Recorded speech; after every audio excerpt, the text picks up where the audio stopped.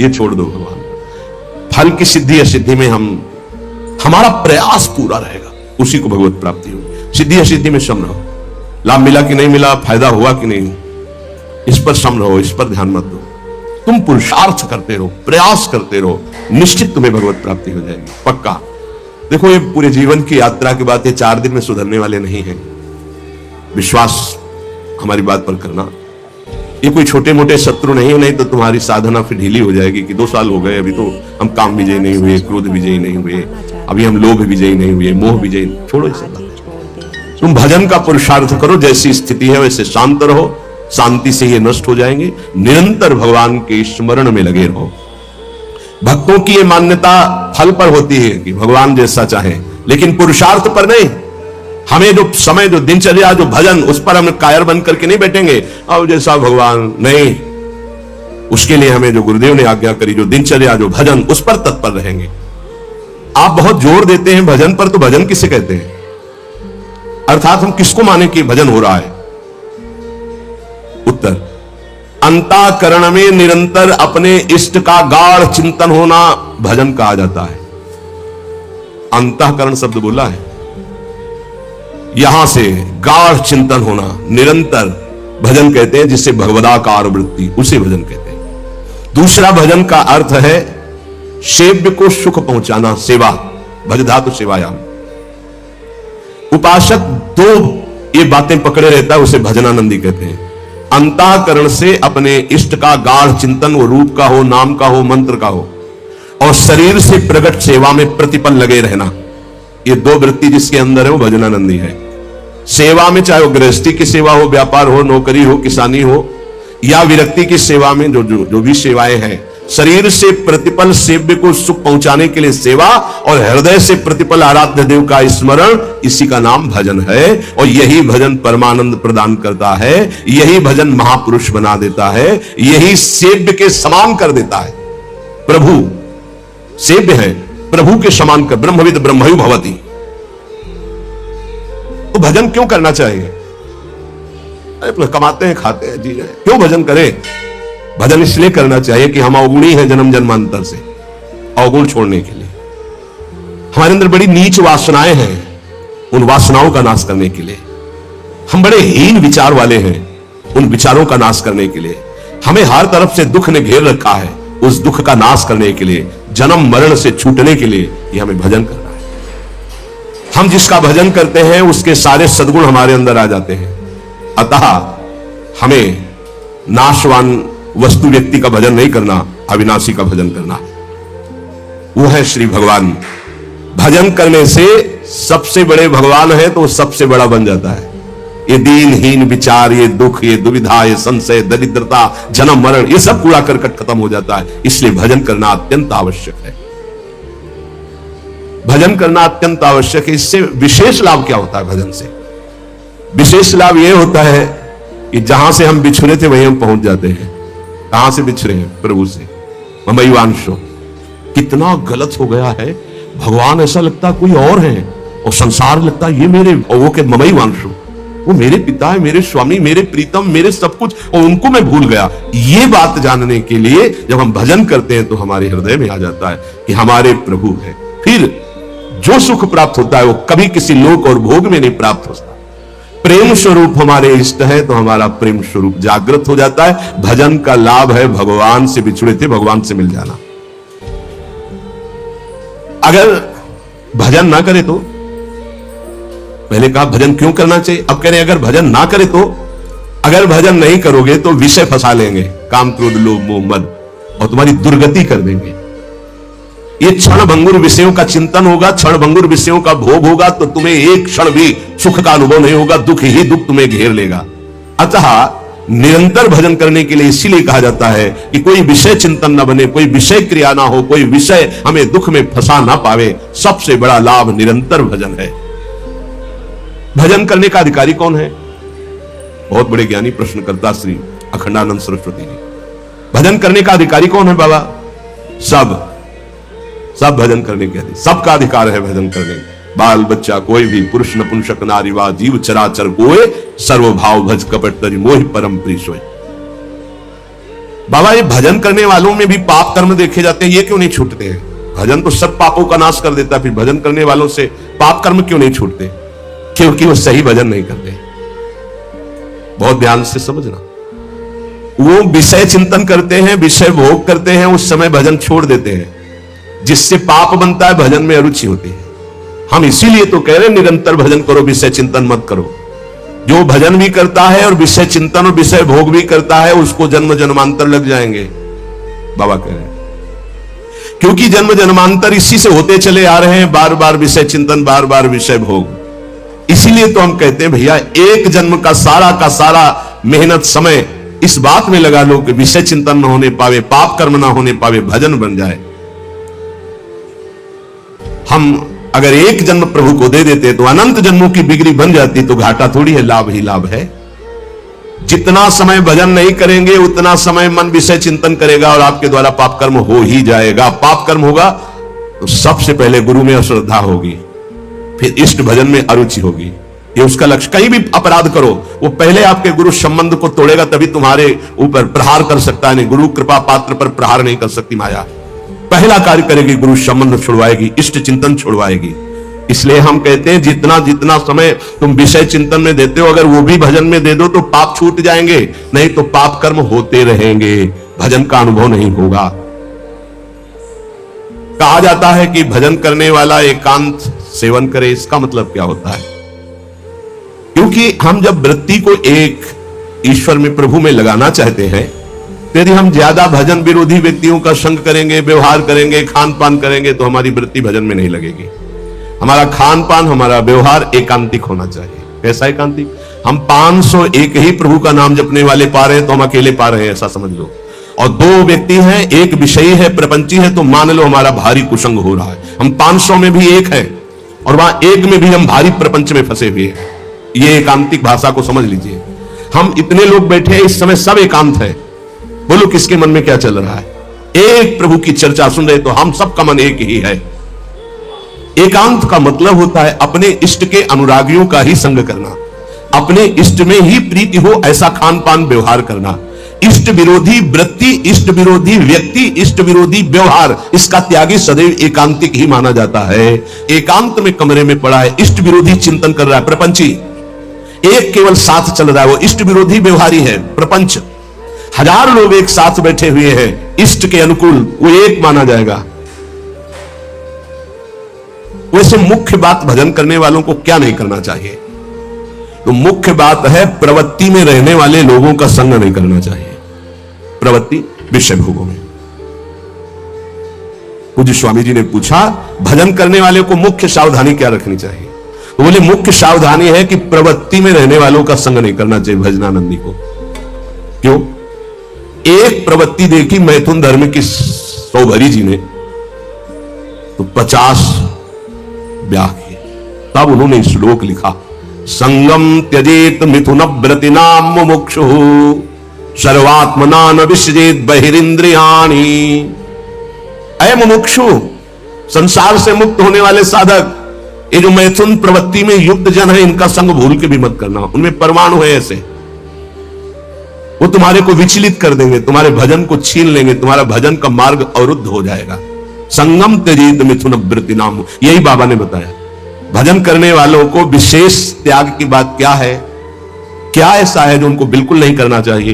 तो बोले जो प्रवृत्ति में, संसार के भोगों में है, निवृत्ति मार्ग के उपास, भगवत प्राप्ति के मार्ग के उपास, उनका संग नहीं करना, उनके साथ चलना, उनसे संभाषण करना। ऐसा अगर भगवत चर्चा जनित प्रश्न है, आप उत्तर देने की क्षमता रखते हैं, इसके बाद राग नहीं करेंगे। क्षमता का मतलब समझते हो? जैसे मैं आपसे संभाषण किया, अब आपकी याद नहीं आनी चाहिए संभाषण हटने के बाद। अगर आपकी छवि आई हमारे दिमाग में, आपका चिंतन हुआ, तो इसका मतलब आप अभी अधिकारी नहीं हैं। लाखों से संभाषण हो, लेकिन सब में राधा वल्लभ लाल की ही स्मृति रहे, राधा वल्लभ लाल एकांतिक में ध्यान में रहने चाहिए, एक भी छवि बाहरी नहीं आनी चाहिए, तब वो अधिकार प्राप्त होता है समाज सेवा का उपासक को। अधिकाधिक भजन में प्रवृत्ति करने वाले को ऐसे संग का त्याग करना चाहिए। बहुत जोरदार का संग होता है प्रपंच का। जैसे संत संग की महिमा है, ऐसे प्रवृत्ति मार्ग के संग की भी महिमा है।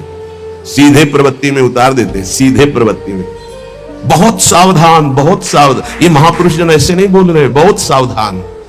प्रवृत्ति मार्ग के जनों का संग करना सबसे ज्यादा त्याज्य विषय भजन करने वालों को है। यह ध्यान रखें। बहुत तरह से फंसा हो जाते, बहुत तरह से जलना पड़ता है, जलना पड़ता है, महसूस होता है कि हमने गलत किया, जो हमने स्वीकार किया वो गलत किया, महसूस होता है। और एक बार स्वीकृति हो गई तो कुछ भी हो, इनका बेड़ा पार होना चाहिए। जिद्दी स्वभाव संतों का होता है, पर महसूस होता है। जब तक वैराग्य की प्रबल भूख न जागृत हो जाए और जब तक भगवत प्राप्ति का दृढ़ लक्ष्य ना हो जाए, तब तक संग नहीं करना चाहिए। रंग जो है वही चढ़ेगा जैसा हम कहते हैं। महाराज, सकाम भक्ति सुनते हैं और निष्काम भक्ति सुनते हैं, तो इसका क्या मतलब है? सकाम भक्ति और निष्काम भक्ति का अंतर क्या है? जो केवल प्रभु को चाहता है उसे निष्काम भक्त कहते हैं, और जो प्रभु से चाहता है उसे सकाम भक्त कहते हैं। सीधी भाषा में बाबा ने, जो केवल प्रभु को चाहता है वो निष्काम भक्त है, जो प्रभु से चाहता है वो सकाम भक्त है, जो केवल गुरुदेव को चाहता है वो निष्काम भक्त है, जो गुरुदेव से चाहता है अपनी अनुकूलता अपने लिए, वो सकामता और निष्कामता में है। प्रभु से संबंध सिर्फ प्रभु चाहिए, प्रभु का वैभव, प्रभु से कुछ नहीं, सिर्फ प्रभु से प्रभु चाहिए। आप चाहिए, आप गुरुदेव से सिर्फ गुरुदेव चाहिए। आप अपने स्वरूप में स्थित हैं, आप अपने स्वरूप का बोध करा दीजिए। जो हम आपकी शरण में हुए हैं, हम आप में तदात्म हो जाए, बस आपसे और कुछ नहीं चाहिए। केवल प्रभु से कोई चाहना, प्रभु से प्यार ना होना सकामियों का लक्षण है। प्रभु से कुछ न चाहना, केवल प्रभु से प्यार करना, ये निष्कामियों का लक्षण है। ऐसे बड़े बिरले निष्काम, और महाप्रभु अपने धर्म के लिए तो कहते हैं, सबसे पहले कह रहे सबसो हित निष्काम मति, कोई चाह नहीं। सुना है कि पराभक्ति और ज्ञान में कुछ अंतर रहता है या नहीं? आपका क्या विचार है? क्योंकि पराभक्ति और ज्ञान दोनों अलग अलग हैं, पर है क्या? तो हम तो नारायण स्वामी के विचार को ही स्वीकार करते हैं। पूज्य बाबा कह रहे हैं, पराभक्ति और ज्ञान में तनिको नाही भेद, नारायण मुख्य प्रेम है, कहे संत अरुवेद। जब पराभक्ति को उपासक प्राप्त होता है तो उसमें शुद्ध ब्रह्म बोध भी रहता है और भगवत प्रेम भी रहता है। ये बड़े आश्चर्य की बात है। गीता जी में तो संकेत रूप में बोध को ही प्रधान कहा। ब्रह्मभूता प्रसन्नात्मा न शोचति न कांक्षति, समा सर्वेषु भूतेषु मद भक्तिम लभते पराम। मेरी पराभक्ति का परम लाभ क्या हुआ कि ब्रह्मभूत हो गया।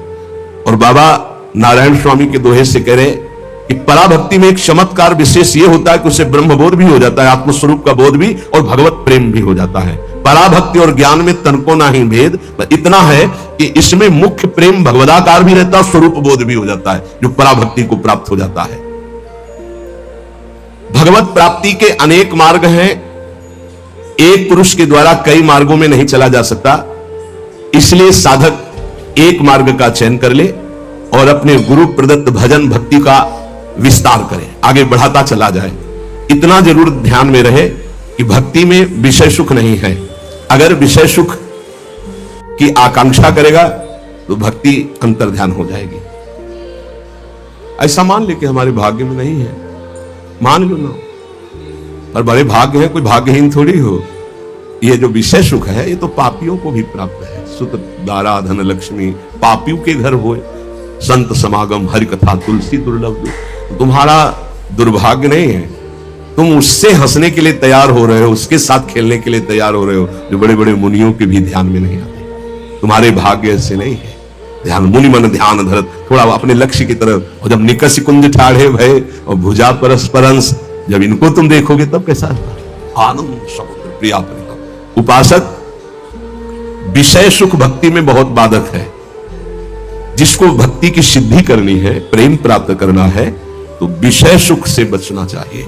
मन में लागी चटपटी कब निरखूं घनश्याम, तो नारायण भूल्यो सभी खान पान विश्राम। ये दोहा एक संत भगवान श्री गंगा के किनारे मिले थे, ये बार बार कहते थे, जो बड़ी मस्ती में गाते थे। मन में लागी चटपटी कब निरखूं घनश्याम, नारायण भूल्यो सभी खान पान विश्राम। विषय सुख भक्ति में नहीं, ब्रह्मादि के भोग सब विषम लागता ही, नारायण ब्रज चंद की लगन लगी है जाही। जब विषय सुख का सेवन साधक करने लगता है तो प्रभु का चिंतन छूटने लगता है, प्रभु में सुख नहीं लगता है।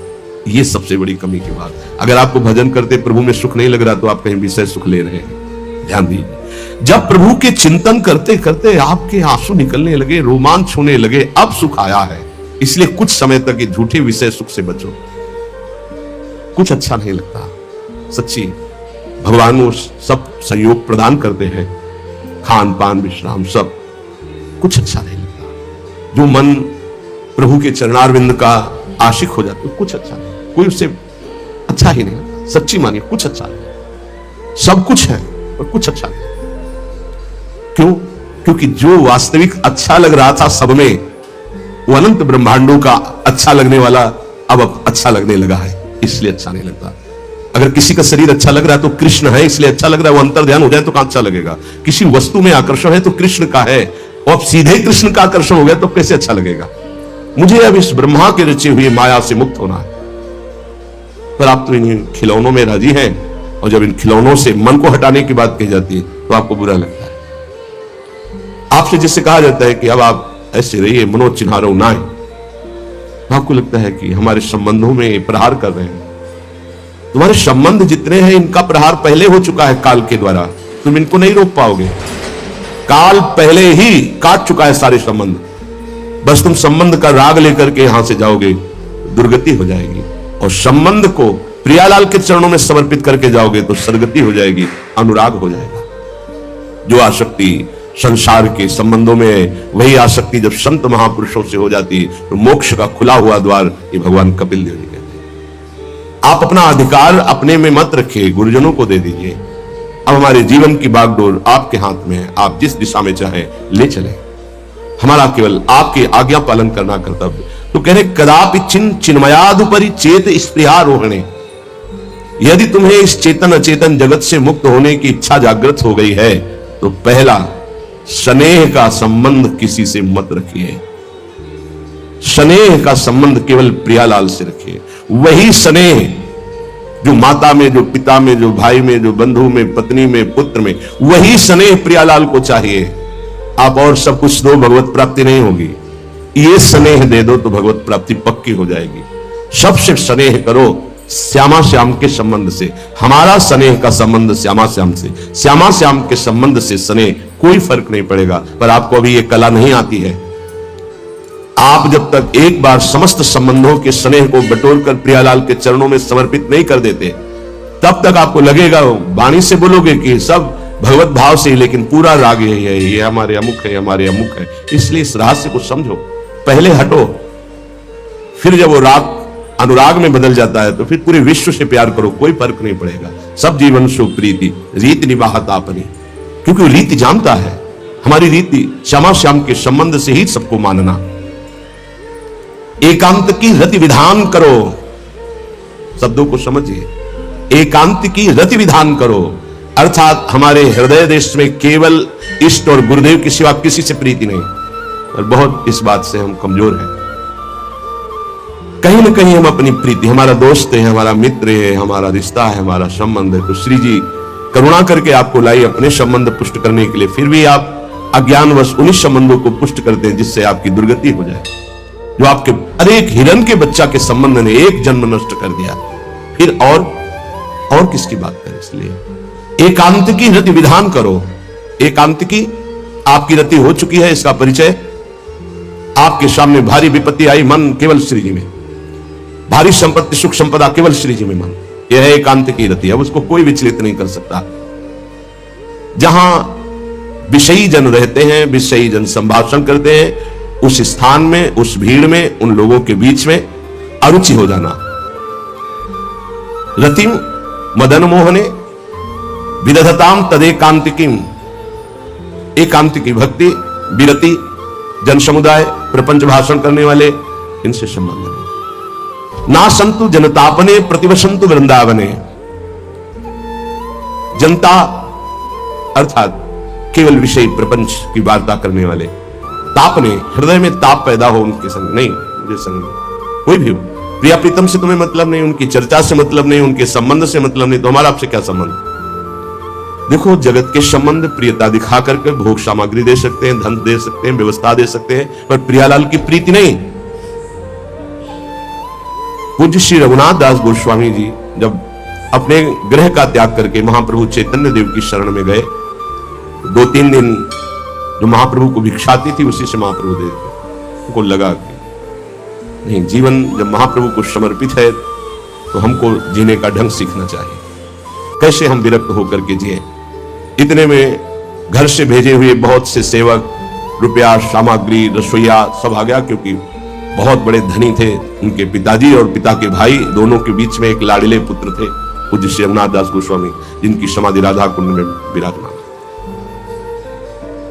अब सुंदर सुंदर पकवान, भोग सामग्री घर के भेजे हुए रसोइये सब बनाते, प्रभु को भोग लगता महाप्रभु चैतन्य देव को। और फिर विचार किया, क्या ये माता पिता के द्वारा दी हुई सुविधा वैराग्य में कलंक नहीं है? मेरा जीवन प्रभु के लिए, क्या मैं प्रभु आश्रित नहीं जी सकता? जब विरक्त हो गया तो माता पिता के द्वारा दी हुई भोग सामग्री से जीना निषेध है। प्रवृत्ति और निवृत्ति 2 मार्ग है।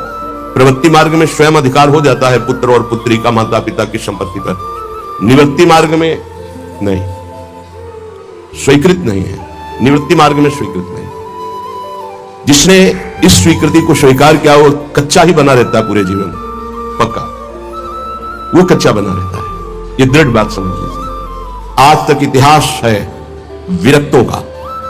निवृत्ति मार्ग पर अगर वैराग्य ले लिया तो माता पिता के द्वारा उसका भरण पोषण कभी नहीं हुआ। आप पढ़ करके देख लीजिए, चाहे कोई भी हो, किसी भी मार्ग का। जब रत्नावती जी ने, उनके लिए चिट्ठी आई, पुत्र ने भेजा कि पिता ने सभा में मुंडी का पुत्र कह के कहा, मतलब सन्यासिनी का पुत्र कह के, माता हमारी इस नाम की रक्षा करना।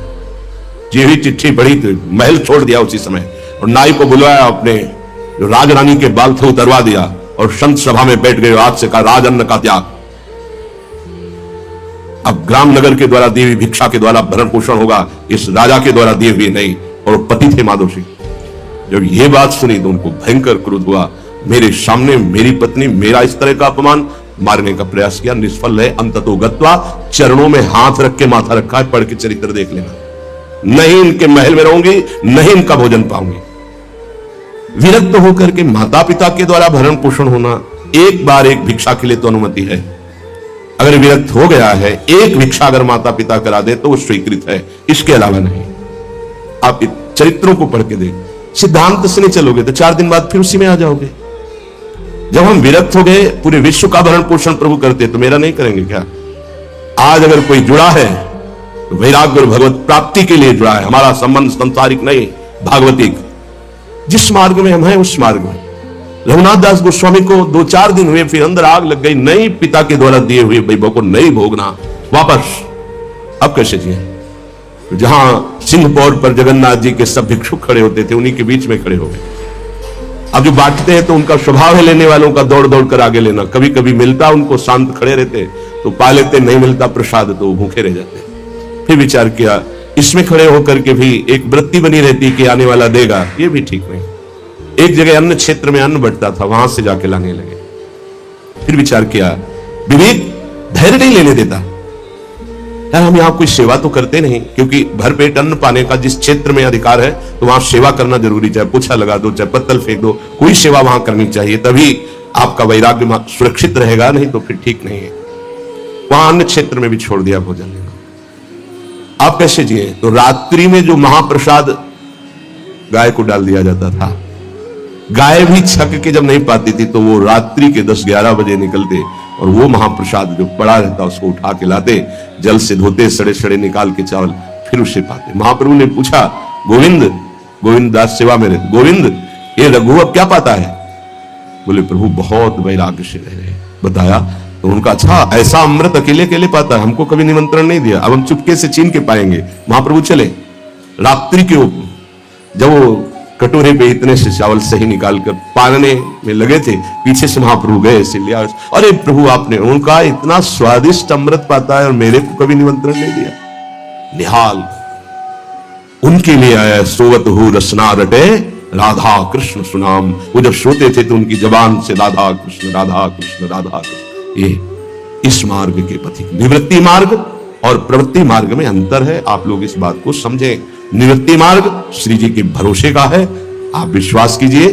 जब इष्ट के भरोसे में है तो जिनकी पलक झपकते अनंत ब्रह्मांड रचना हो जाती है, उनके लिए कोई ये बड़ी बात हो गई क्या? ये कोई बड़ी बात है उनके लिए? हम उनका भरोसा त्याग करके निवृत्ति मार्ग के होकर के और परिवार के द्वारा भरण पोषण हमारा हो, भाई ये तो नहीं समझ में आता। भरोसो दृढ़ इन चरणन के। निवृत्ति मार्ग तो निवृत्ति मार्ग, प्रवृत्ति मार्ग तो प्रवृत्ति मार्ग। प्रवृत्ति निवृत्ति, निवृत्ति में प्रवृत्ति बहुत समझकर संभल कर चलना पड़ेगा। जो मार्ग भगवान ने बनाया उसके अनुसार। तो कह रहे न संतु जनता, तुम्हारा व्यवहार जनता से नहीं होना चाहिए। व्यवहार शून्य व्यवहार है, ध्यान रखना। दसों हजार लोगों के दर्शन होते हैं, एक का भी परिचय नहीं है।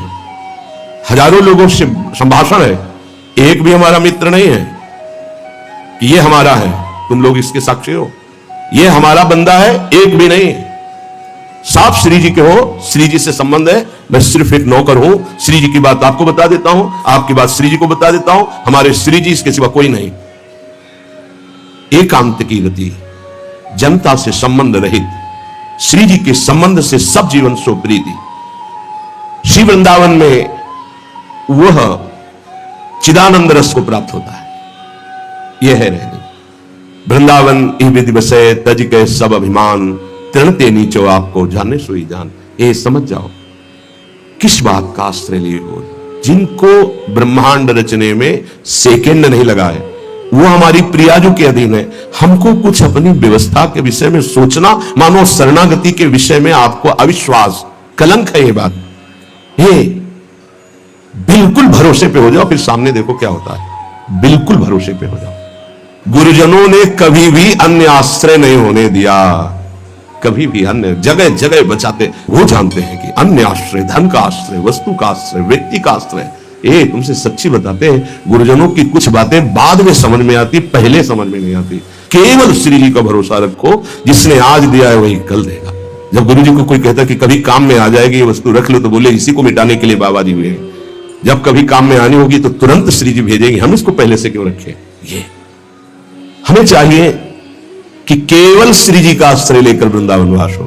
देखना कितना आनंदित रहोगे। फिर रोना आता है, तुम्हारे आंसू फिर निकलेंगे। जब आप एकांत में होंगे, आपका कोई नहीं होगा और आपकी परिस्थिति विपरीत होगी, तब जो शरणागति होती है वही भगवत प्राप्ति कराती है।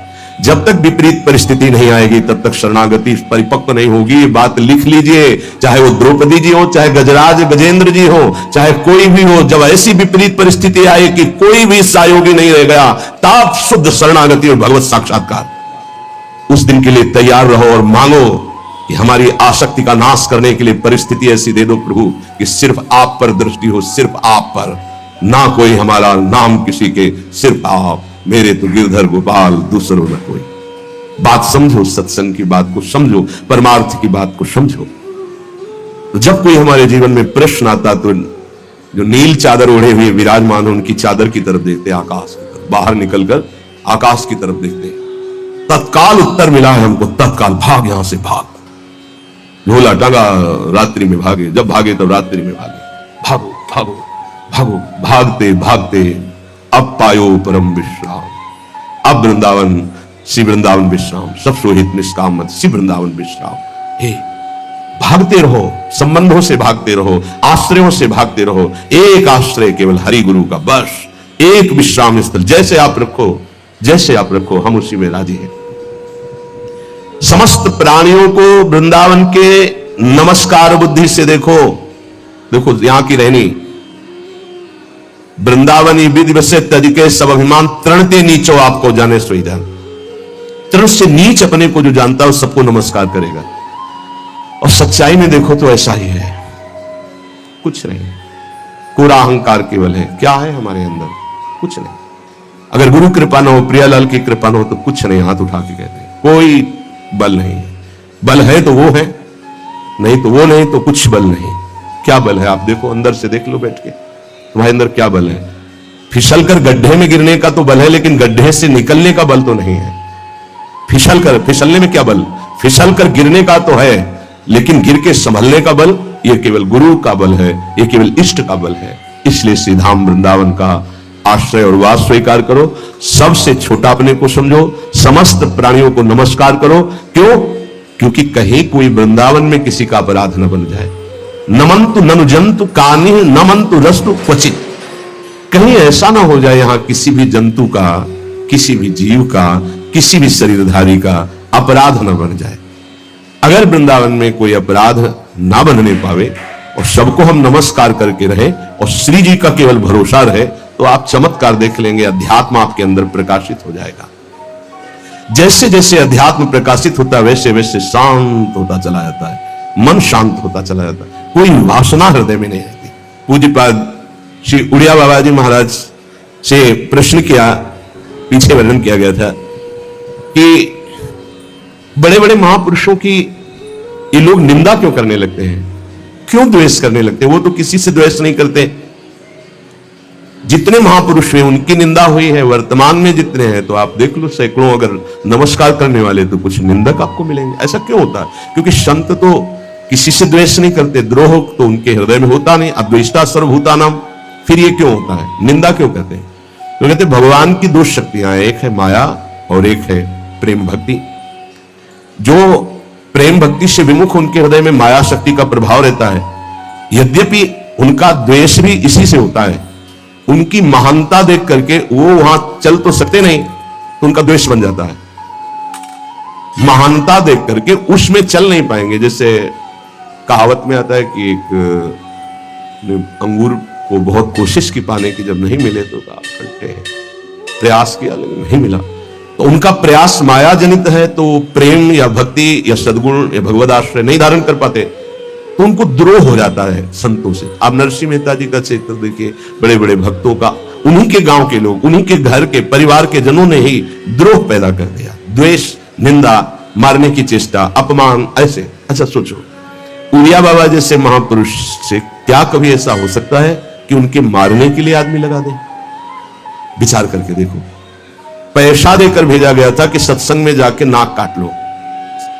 वो आदमी चुपचाप चाकू लेकर के आया और प्रणाम के बहाने तो संतों के सामने कौन रोकता? तत्काल चाकू निकाली और जे भी मारा तो हाथ पकड़ते पकड़ते चावल भर नाक में चल, मतलब थोड़ा सा ऐसे खून निकलने लगा। ऐसे बाबा ने रोका, पकड़ा और गुफा में ले गया। आज भी गुफा नीचे जो बनी हुई, बैठे और गर्म दूध चीनी डाल के मंगवाया, पिलाया और कहा धैर्य धारण करो, बिल्कुल डरो मत, तुम्हें कोई नहीं मारेगा, तुमने ऐसा क्यों किया? वो रो पड़ा संत कृपा देख के और कहा बाबा मुझे इतने 1000 रुपए देने की बात कही गई थी कि मैं गरीब आदमी हूं, पैसे के लोभ से बुद्धि मारी गई। उन्होंने कहा बस तुम ऐसे नाक में चाकू मार देना। ऐसा बाबा ने कहा कोई बात नहीं। कहां से आए हो? बोले हाथरस के हैं। बाबा ने ये नहीं पूछा कि किसने भेजा है। चतुरता इस बात की कि सब शिष्य थे, अगर ये पता चल जाए कि किसने तो उससे द्रोह हो जाएगा ना, बस इतना पूछा था क्यों तुमने ऐसा किया? तो बोले मुझे पैसा। ये नहीं पूछा किसने किया, क्योंकि उससे द्वेष हो जाएगा। अपने शिष्यों से कहा शपथ है हमारी, इसे डांटना भी नहीं और हाथरस की बस में सुरक्षित बैठाल करके आओ, चल जाओ। बोलो ऐसे महापुरुष को फिर बाद में लीला, द्वेष की हद हो गई, संसार द्वेष की सूली पे चढ़ा दिया, जहर पिला दिया। मीरा जी को जहर पिला दिया, प्रहलाद जी को क्या? क्यों ऐसा करते हैं लोग? बोले माया से आसक्त चित्त वाले जब भक्त को देखते तो उनके अंदर गाली देने का मन होता है, जलन पैदा होती है। स्वभाव ऐसा स्वाभाविक है। उनके हृदय में इतना द्वेष पैदा होता है कि वो दुष्ट हृदय कैसे इनकी हानि हो, बस ये सोचते हैं कैसे इनकी। बड़ा विचित्र खेल है ये संतों के साथ। क्यों पलटू बाबा को अयोध्या में झोपड़ी में ही आग लगा दी आसपास से? ऐसा क्यों होता है? तो बोलिए माया शक्ति कि जिसके हृदय में माया का प्रभाव, मलिन हृदय होता है, वो संतों से स्वाभाविक द्वेष करते हैं, जो कि द्वेष के पात्र नहीं है। वो किसी से वो द्वेष नहीं करते। एक संत आप चरित्र उठा करके देखो, संतों से द्वेष करने वाले प्रत्येक महापुरुष के जीवन में देखा गया कि द्वेष करने वाले, और कोई कोई तो उन्हीं के पार्षदों के रूप में द्वेष करने लगे, उन्हीं के पार्षद बनकर उनकी खिलाफत करने लगे और उन्हीं के पार्षदों के द्वारा उनको सूली पर चढ़ाया गया। बड़ा विचित्र माया का खेल है। इसी से वो भक्तों की निंदा करते हैं और भक्तों से द्रोह करके अपना सर्वनाश कर लेते हैं। तो क्या इससे बचा जा सकता है? यदि भगवान का नाम जब करने लगे, भगवान का आश्रय ले ले, तो दृष्टि बदल जाएगी। आप देख लेना, दृष्टि बदल जाएगी। नाम जापक सहृदय होता है, वो घोर पापी पर भी प्यार करता है। लोग समझते नहीं उनके हृदय को। घोर पापी को भी वो प्यार करके भगवान से मिलाना चाहते हैं। यदि आप नाम जप करते हैं तो आप बच सकते हैं, नहीं संत द्रोह की वृत्ति अंदर पैदा हो जाएगी। ये माया है, ये जहां किसी महापुरुष का यश सुन तो वही निंदा शुरू कर देता है, क्योंकि माया उसका पतन कराती है और भक्ति उत्थान कराती है। महाराज, जैसे गोपी जन अपने श्री कृष्ण प्रेम में डूबी थी, ऐसे कैसे डूबा जा सकता है? क्या किया जाए जिससे हम गोपी जनों की तरह प्रेम करने लगे अपने आराध्य देव से? जब अपने इष्ट देव के सिवा और कोई भी हमारा प्यारा ना रहे, पहली शर्त इतना इष्ट देव से अपनापन हो कि और किसी से हमारा संबंध न रह जाए। जैसे जहां बंसी बजी तो पुत्र पति परिवार सबका विस्मरण करके गोपीजन श्री कृष्ण की तरफ चल दी। इसका मतलब पहले से ही संबंध नहीं था, थी सबके बीच में, पर केवल संबंध श्री कृष्ण से था। अनन्य प्रेम की प्राप्ति के लिए अब हम साधन बताते हैं। बाबा कह रहे हैं पहले अपने इष्ट देव की बाह्य मूर्ति सेवा विराजमान करनी चाहिए, या नाम सेवा विराजमान करनी चाहिए, और उस बाह्य सेवा को साक्षात समझ करके करना चाहिए। साक्षात समझ कर, साक्षात विराजमान है ऐसा भाव। बाह्य पूजा के साथ साथ मानसिक सेवा का बहुत बड़ा योग है, और यह बाह्य सेवा से ही मानसिक सेवा प्रारंभ हो जाती है। सेवा तभी पूर्ण होती है जब आप पहले उसका चिंतन करेंगे। चिंतन नहीं करेंगे तो सेवा पूर्ण नहीं होगी, वास्तविक सेवा सही नहीं हो पाएगी। पहले आश्री जी को कौन सा पोशाक धारण कराना है, कौन सी पत्रावली करनी है, और कैसे केशपाश्रमा, आज कौन से कुंडल, अच्छा ऐसे कुंडल, ऐसे ऐसे, और आज भोग में क्या क्या, ये भोग में ऐसे श्री जी यहां विराजमान होंगे, ऐसे होगा, ऐसे छत्र होगा, ऐसे भोग लगेगा। पूरी मानसिक चिंतन होता है, फिर वो सेवा प्रगट में होती है। तो प्रगट सेवा ही मानसिक सेवा में पहुंचा देती है। पूज्य बाबा कह रहे गोपी जनों की तरह प्रेम प्राप्ति के लिए सबसे पहले अपने इष्ट का चयन और इष्ट की अनन्यता। इष्ट की अनन्यता, इष्ट की अनन्यता में आ गया अपने इष्ट का नाम जपना, अपने इष्ट का मंत्र जपना, अपने इष्ट का ही गुणगान करना, अपने इष्ट के विषय में ही सोचना, ये सब आ गया। फिर इष्ट के श्री विग्रह की, मूर्ति की, छवि की, नाम की सेवा विराजमान करना। और जैसे गृहस्थ है तो जितने याम कर सके जितना कर सके, लेकिन अगर विरक्त है तो 8 पैर की सेवा। हमारे पास और कोई काम नहीं, हमारी जिम्मेवारी है 8 पैर की सेवा। बाह्य पूजा, मानसिक पूजा, दोनों साथ साथ चलती है उपासक की। ध्यान दे करके अगर आप सेवा करोगे तो देखोगे आपकी मानसिक सेवा होगी। आज वो वाली नथ पहनानी है, वो ऐसे धारण करानी है, हाँ आज इस रंग की पत्रावली, इस रंग की चोली, इस रंग के ऊपर चुनरी, और इस रंग का लहंगा, ऐसे ये जो हो रहा है ना, ये मानसिक सेवा हो रही है, बहुत बड़ी चीज हो रही है। देखो आप लोग जो चिंतन करते, आज फूल बंगला ऐसे बनाना है, आज ऐसे, बहुत बड़ी सेवा हो रही है। आज श्री जी की रसोई, ये मानसिक जो सेवा, और बहुत जोर की सेवा, प्रगट सेवा का फल है मानसिक सेवा, और मानसिक सेवा ही सिद्धावस्था को प्रदान करती है। ये बात ध्यान दीजिए। और जो इष्ट का नाम मिला है वो केवल जबान से ही नहीं, चिंतन के साथ होना चाहिए। प्रेम की बात कर रहे हैं, केवल हम जबान से रट रहे मंगल है, लेकिन यहां कह रहे गोपी प्रेम की बात, गोपी जैसा प्रेम, उसका चिंतन होना चाहिए। जैसे राधा राधा, तो हमारा चिंतन भी हो रहा है। बाह्य जप से बहुत समय लगेगा। जब बाह्य जप और आंतरिक चिंतन दोनों एक साथ होंगे, बहुत जल्दी वासनाओं का नाश होकर आनंद की उत्पत्ति होती है। केवल बाह्य जप से बहुत काल के बाद लाभ मिलता है, बाह्य जप के साथ आंतरिक ध्यान से बहुत जल्दी लाभ प्राप्त होता है। इष्ट देव का चयन, इष्ट देव की अनन्यता, इष्ट देव की प्रगट सेवा, मानसिक सेवा, और इष्ट देव का नाम ध्यान सहित जप, और इष्ट देव के ही गुणों का चिंतन करना। हमारी श्री जी का ऐसा स्वभाव, हमारे लाल जी का ऐसा स्वभाव, उन्हीं की तरफ चिंतन करना। अन्य सब संबंध चिंतन को छोड़ना गोपी प्रेम की प्राप्ति है। महाराज जी सुनते हैं श्री सुखदेव जी का वैराग्य बहुत तीव्र और उच्च कोटि का था। क्या ऐसा कोई साधक वैराग्य नहीं धारण कर सकता? इस कोटि का वैराग्य क्या साधु के अंदर, साधक के अंदर नहीं आ सकता? निश्चित आ सकता है, पर ये सकामी साधक के अंदर नहीं, विषयी साधक के अंदर नहीं। जो निष्काम भाव से दृढ़ निश्चयी है कि केवल शरीर पोषण के लिए वस्त्र और भोग आदि, जो प्रारब्धवशात कोई चाह नहीं, उसके हृदय में तीव्र वैराग्य जागृत होता है। दृढ़ लक्ष्य, दृढ़ निश्चयी शरीर की भी परवाह नहीं, नहीं खान पान ते भावे है, नहीं कोमल वसन सुहावे है, सब विषय लगे ते खा रहा